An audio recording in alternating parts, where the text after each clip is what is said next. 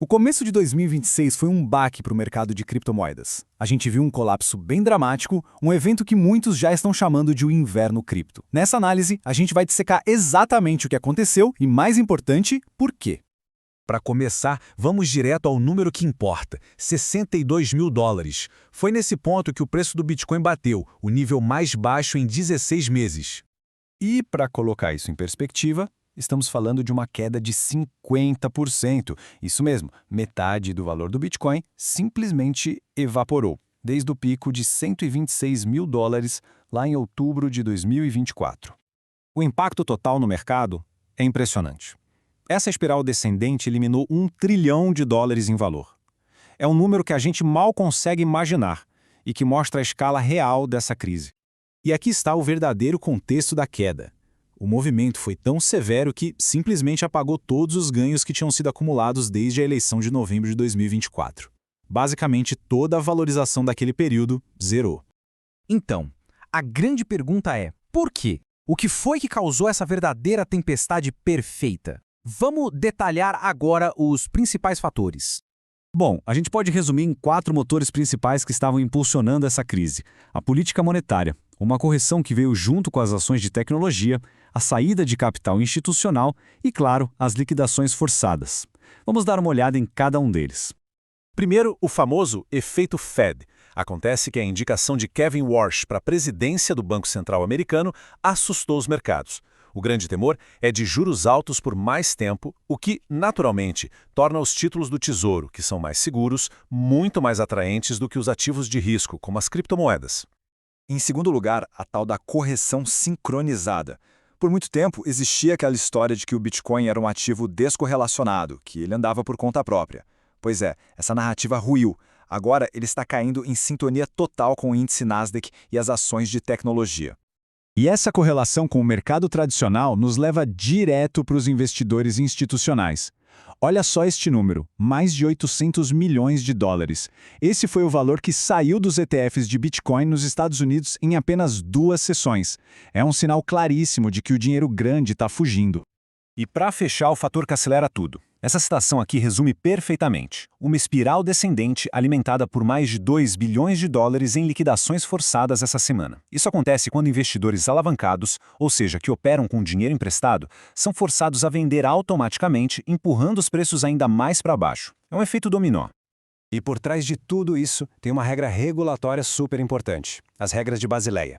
Para simplificar, elas tornam muito, mas muito caro para um banco manter Bitcoin no seu balanço.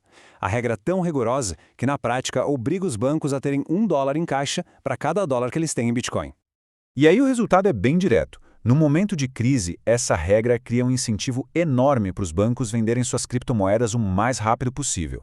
Eles fazem isso para proteger seus índices de solvência, o que acaba adicionando ainda mais pressão vendedora no mercado. Ok, o cenário parece bem sombrio, né? Mas a pergunta que fica é, será que a gente já viu esse filme antes?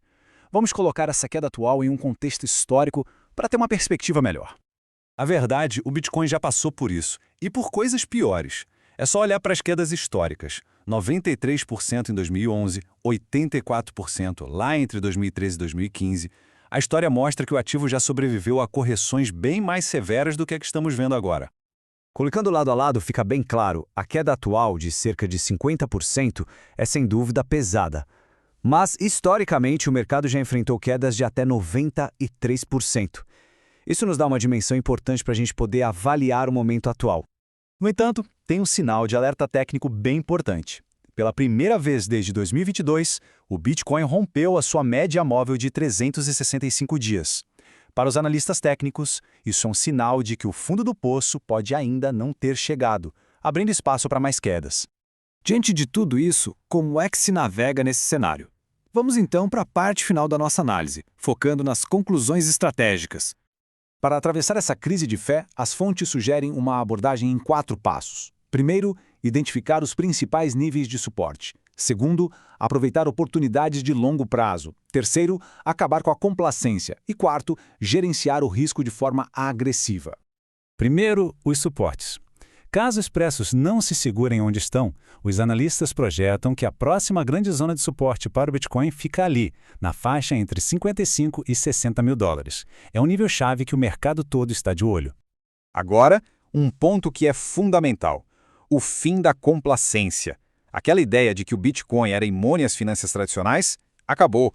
Ele agora é um ativo institucionalizado que responde diretamente ao que o Federal Reserve faz e à liquidez global. Isso é uma mudança de paradigma.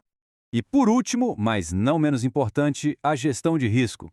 A volatilidade diária está em 13%. É altíssima. O recado aqui é bem claro. Usar a alavancagem, ou seja, operar com dinheiro emprestado, deve ser evitado a todo custo. É a melhor forma de não cair na armadilha das liquidações forçadas que só aceleram as perdas. E tudo isso nos deixa com uma pergunta para refletir. Afinal, é uma crise ou uma oportunidade? Como é que a história vai julgar o inverno de 2026? Bom, a resposta para isso, como sempre, só o tempo dirá.